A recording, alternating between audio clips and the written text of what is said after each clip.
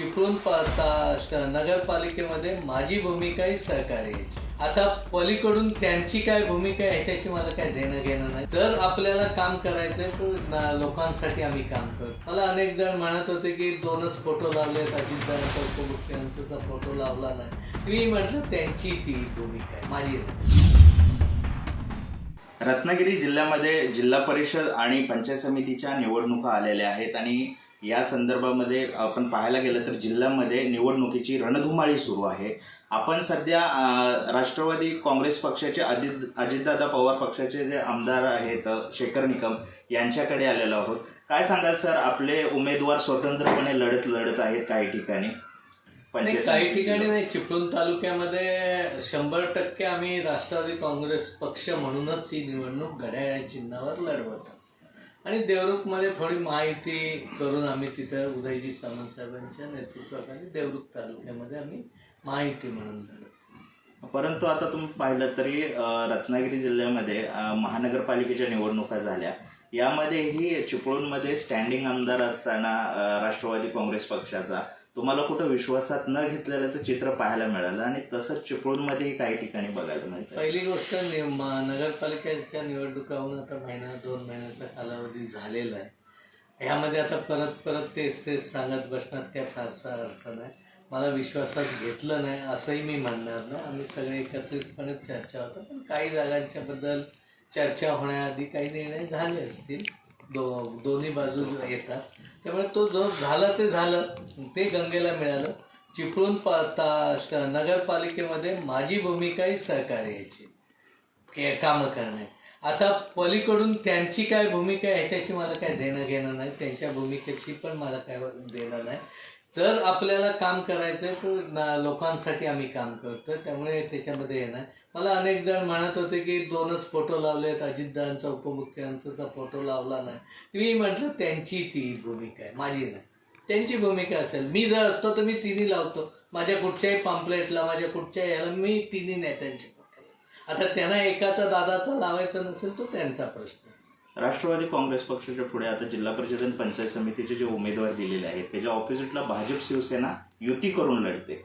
याचा परिणाम काय मताधिक्यांवर होईल, काय होऊ शकतं? मताधिक्यावर शेवटी 2 पक्ष लढत असताना एक वेगळी बाजू असते, एकटा लढताना वेगळी असते, पण ही काही कारणं सांगायची नसतात.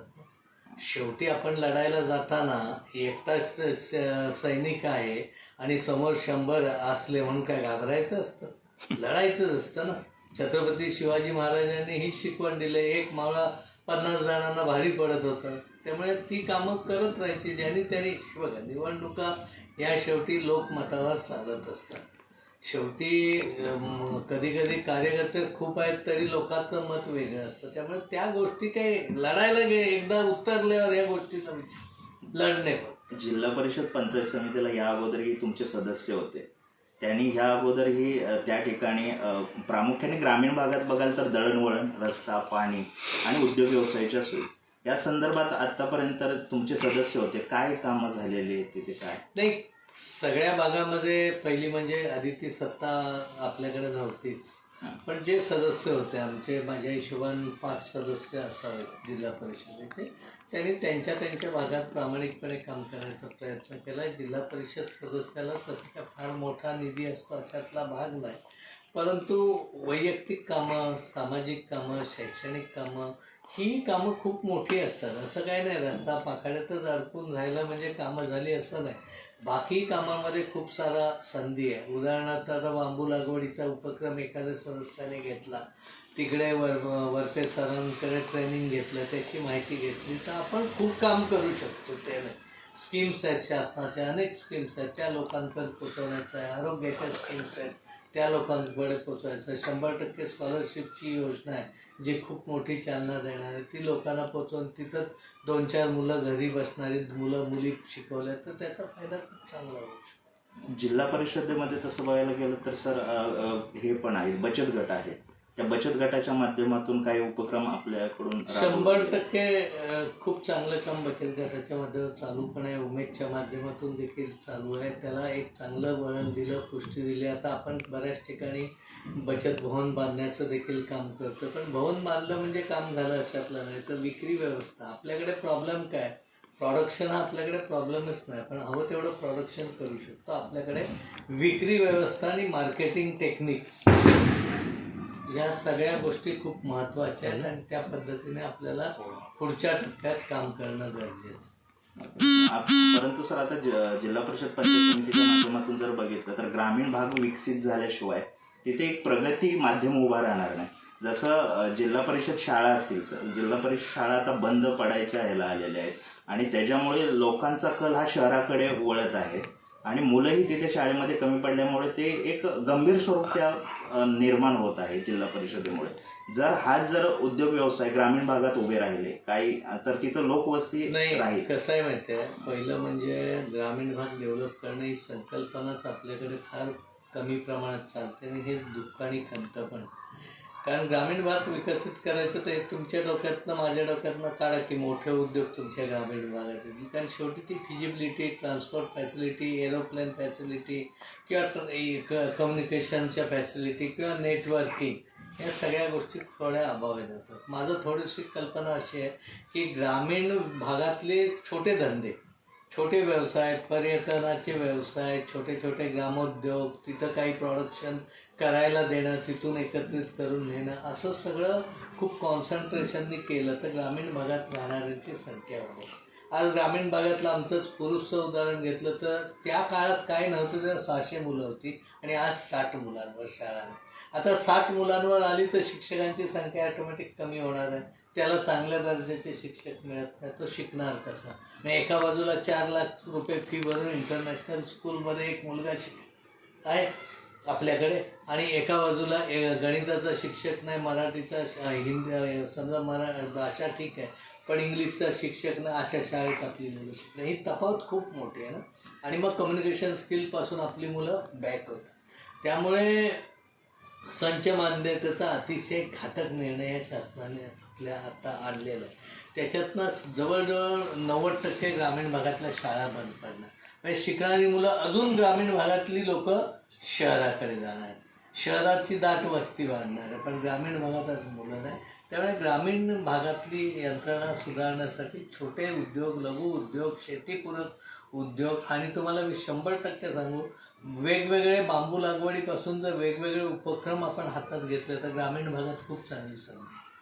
आपण हेच जे आहे ते जिल्हा परिषद पंचायत समिती आणि आमदारांच्या माध्यमातून होऊ शकतं की तुम्ही आता स्टँडिंग आमदार आहात इथे राष्ट्रवादीचे. त्यामुळे 100% होऊ शकलं पाहिजे होतं पण ते जेवढ्या पद्धतीने गती देता येते ती तेवढी देता येत नाही. ही पण खंत आहे की प्रॅक्टिकली ह्या गोष्टीला गती देणं खूप आहे. आपल्याकडे कोण आता काय म्हणते मला माहीत नाही, पण प्रशासनावरच सगळ्या गोष्टी अवलंबून एवढ्या असतात की 3-3.5 लाखाचा लोकप्रतिनिधी निवडून येणारा आमदारसुद्धा एखाद्या तलाठी किंवा ग्रामसेवक नीट वागला नाही तर त्याच्यावर काही करू शकत नाही. वस्तुस्थिती सुदैवाने आपल्याकडचे सगळे अधिकारी चांगले आहेत. प्रांत असेल, तहसीलदार असेल, DYSP असेल, मुख्याधिकारी असतील किंवा BNC इतर सगळे अधिकारी चांगले आहेत. त्यामुळे आपल्याकडे ह्या अडचणी नाहीत. पण बाकी ठिकाणी मी आमदारांच्या व्यथा आहेत ते खूप. त्यामुळे प्रॅक्टिकली तालुक्याचे आमदार म्हणून ज्यावेळी येतं त्यावेळी त्याचे हक्क आणि त्या गोष्टीवर पण खूप आता ती इथं वेळ नाही पण कधीतरी चर्चा करणार. चिपळूणमध्ये जे भाजप आणि शिवसेना लढते एकत्र, या धनशक्ती विरुद्ध जनशक्ती असा संघर्ष आहे का इथे? नाही असं काय मी म्हणणार, असं काय उगाच. हे बघा, पराभवाला कारण सांगणाऱ्यातला मी नाही. पराभवातून शिकायचं. बा चिपळूण नगरा परिषदेमध्ये आमचा पराभव झाला. आता आमचा पराभव नाही झाला, ते दोघं होते मग त्यांनी पैसे असली कारणं काय द्यायचे? आम्ही कमी पडलो तर कमी पडलो, आपली चूक सुधारायची आणि पुढं जायचं आणि त्या सुधारूनच आपल्याला पुढं जायचं. भास्कर जाधव आणि तुमची गळाभेट एक विषय मोठा रंगला चर्चेचा, या संदर्भात काय सांगाल तुम्ही? पहिली गोष्ट कसं आहे, हे काय ठरवलं नव्हतं. ते तिकडून फॉर्म भरायला येत होते. मी माझ्या ऑफिसमधनं गाडीतून निघालो होतो आणि माझ्या कधी इथंच असं नाही, मुंबईत जरी मला शेठ कुठूनही भेटले तर मी त्यांच्याशी फार बोलत नाही पण त्यांना वाकून नमस्कार करणं एक आदराची माझी नेहमीच व्याप्ती असते. आणि आम्ही बऱ्याच वेळा भेटलो तर एकमेकांना गाळाभेटच आम्ही भेटतो कारण आम्ही मनाने दोघं काहीच नाही क्लिअर आहोत, राजकारण आणि राजकारणापुरतं. त्यामुळे आपल्या तालुक्यातला, आपल्या जिल्ह्यातला एखादा मोठा नेता आपल्यासमोर येतो त्यावेळी आपल्या पद्धतीने झालंच पाहिजे. त्यांनी गळाभेट घेताना एक वाक्य उच्चारलं की सांगतोय आम्हाला तुम्ही जवळ करा, तरी तुम्ही करत नाही असं एक. हा तो त्याने एक मजेत म्हणजे त्यांची एक स्टाईल आहे ना ती, की ते सहज बोलतात, ते एक गमतीने बोलतात ते ना, ते काय त्याचं गळा म्हणजे त्यांना माहिती आहे त्यांची ताकद पण आहे ना, ती त्यांची ताकद आहे. ते म्हणताना फक्त दुसऱ्याला मोठेपणा द्यायचं काम करतात ते. ओके, आज जिल्हा परिषद पंचायत समितीच्या आता निवडणुका आहेत, काय मतदारांना एकंदरीत सांगाल ग्रामीण भागात? ग्रामीण भागातल्या मतदारांना ही निवडणूक अतिशय गांभीर्याने घ्यावी. जो काम करणारा चांगला कार्यकर्ता आहे, जो तिथं पूर्ण वेळ काम करतो, जो 5 वर्ष झटतोय, मतदारांचा आदर सन्मान करणार कार्यकर्त्याला आणि विशेषतः राष्ट्रवादी काँग्रेस पक्षाच्या सर्व उमेदवारांना त्यांनी मतदान करावं. एक वेळ पंचायत समिती एक मार्गी जर दिल्यानंतर समाजा उपयोगी, मग त्यात छोटे मोठे व्यवसायापासून ते छोट्या छोट्या गोष्टीपर्यंत जे रस्ते पाकाळ्या सोडूनचं काम करण्याची भूमिका चिपळूण तालुक्यामध्ये निश्चितपणे माझी असते. हे होते राष्ट्रवादी काँग्रेस पक्षाचे अजितदादा पवार गटाचे आमदार माननीय शेखर निकमजी यांच्याशी आपण दिलखुलासपणे बातचीत केलेली. यांनी सांगितले आहे की पंचायत समिती आणि जिल्हा परिषद हे दोन्ही ठिकाणी जर आम्ही निवडून आलो तर नक्की तुम्हाला या ठिकाणी बदल पाहायला मिळेल आणि जे ग्रामीण भागातले प्रश्न आहेत हे आम्ही चांगल्या प्रकारे मार्गी लावू. रत्नागिरीहून सचिन कांबळे, टाइम्स नाऊ मराठी, चिपळूण.